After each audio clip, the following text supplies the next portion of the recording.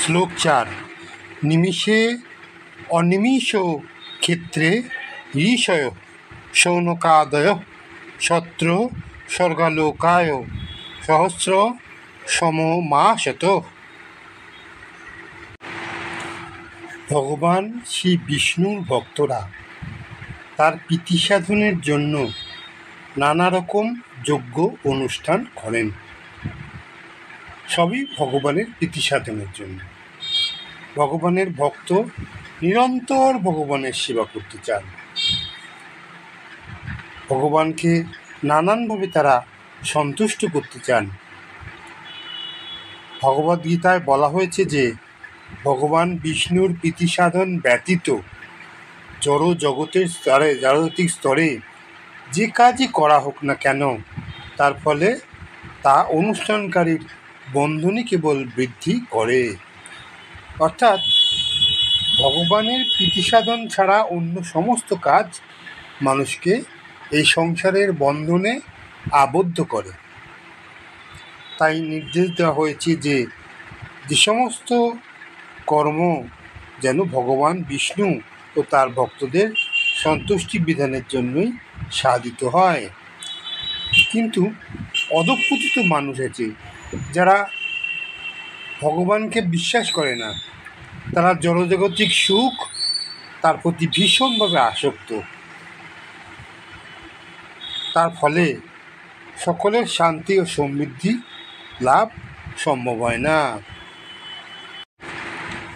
মহান ঋষিরা সর্বদাই জনগণের মঙ্গল সাধনের জন্য উৎকণ্ঠিত থাকে এবং শৌনকাদি ঋষিরাও এই নিমিষারণ্যে সমবেত হয়েছিলেন এক মহান ও দীর্ঘকাল ব্যাপী যজ্ঞ অনুষ্ঠান করার জন্য।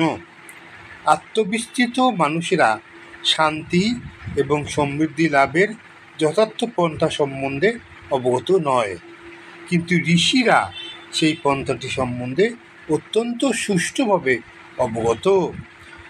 তাই সমস্ত মানুষের মঙ্গল সাধনের জন্য তারা সর্বদাই সমস্ত কর্ম করতে উৎকণ্ঠিত থাকে।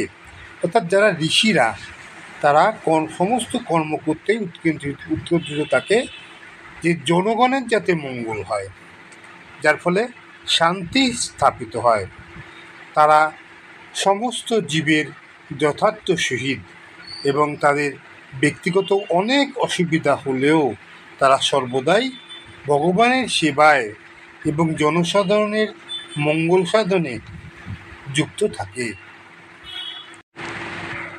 শ্রী বিষ্ণু হচ্ছেন একটি বিশাল বৃক্ষের মতো এবং অন্য সকলে স্বর্গের দেবতা, মানুষ, সিদ্ধ, চারণ, বিদ্যাধর এবং অন্য সমস্ত জীবেরা হচ্ছে সেই বৃক্ষটির শাখা প্রশাখা এবং পত্রস্বরূপ। এই বৃক্ষটির মূলে জলসিঞ্চন করা হলে বৃক্ষটির বিভিন্ন অঙ্গ প্রত্যঙ্গ আপনা থেকেই পুষ্টি সাধন হয়। বিভিন্ন অঙ্গ প্রত্যঙ্গে আলাদা করে জল দিতে হয় না, মূলে জল দিলেই সমস্ত অংশ গাছটির সমস্ত অংশই জলসিঞ্চন হয় বা পায়। কিন্তু যে সমস্ত শাখা প্রশাখা এবং পত্র মূল গাছটি থেকে বিচ্যুত, মানে ভেঙে গেছে, বিচ্যুত হয়েছে, তারাই কেবল অতৃপ্ত থাকে। যে সমস্ত শাখা প্রশাখা এবং পত্র মূল বৃক্ষটি থেকে বিচ্যুত, তাদের যতই জলসিঞ্চন করা হোক না কেন, তারা ধীরে ধীরে শুকিয়ে যায়।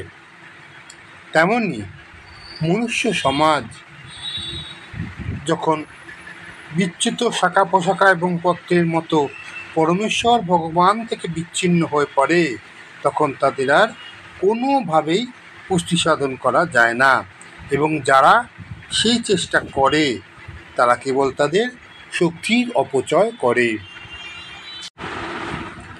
আধুনিক জড়বাদী সমাজ পরমেশ্বর ভগবানের সঙ্গে তার সমস্ত সম্পর্ক ছিন্ন করেছে অর্থাৎ কেউ আর ভগবানকে তেমন বিশ্বাস করে না। তারা নিজেদের খেয়াল খুশি মতো চলছে। তারা জড়জগৎকে উপভোগ করার জন্য ব্যস্ত হয়ে পড়েছে। তাই তারা আর ভগবানকে মানতে চাইছে না। সেই সমাজের নাস্তিক নেতাদের সমস্ত পরিকল্পনা প্রতি পদক্ষেপে ব্যর্থ হচ্ছে, তবুও তাদের জ্ঞান হচ্ছে না। এই যুগে অজ্ঞান অন্ধকার থেকে জেগে ওঠার পন্থা হচ্ছে সঙ্গবদ্ধভাবে পরমেশ্বর ভগবানের দিব্য নাম কীর্তন করা, অর্থাৎ হরে কৃষ্ণ কৃষ্ণ কৃষ্ণ হরে হরে, হরে রাম রাম রাম হরে হরে, এইভাবে কীর্তন করা। সেই পন্থা এবং তার উপায় শ্রী চৈতন্য মহাপ্রভু অত্যন্ত বিজ্ঞানসম্মতভাবে প্রদান করে গেছেন এবং বুদ্ধিমান মানুষের কর্তব্য হচ্ছে যথার্থ শান্তি এবং সমৃদ্ধি লাভ করার জন্য তার সেই শিক্ষা গ্রহণ করা।